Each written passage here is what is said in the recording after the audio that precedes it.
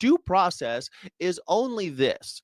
If I call you, I don't know, a terrorist, for example, I can't just throw you in jail or kill you. Imagine if I just walked up to people and I killed them and I said, "Hey, I killed that guy." Why? He was a terrorist. Oh, cool.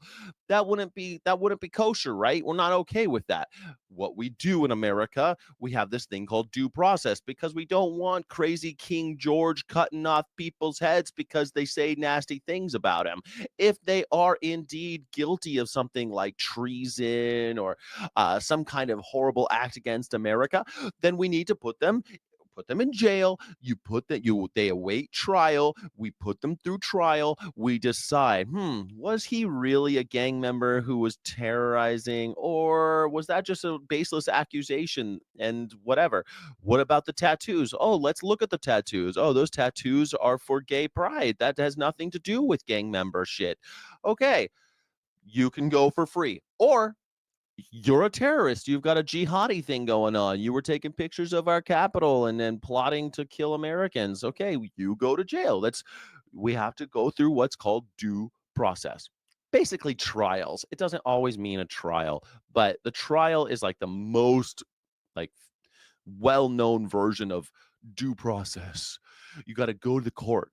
They got to talk to you a little bit. They got to look at your tattoos. They got to figure out what's what, who's who, so we're not putting innocent people in concentration camps in El Salvador. Is everyone with me now? Do you all understand what due process is? It seems like a lot of people don't. So please, I beg your forgiveness on this show. It's a 3-hour show.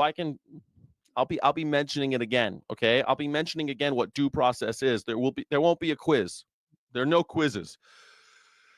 Try to remember, would you? And spread the word.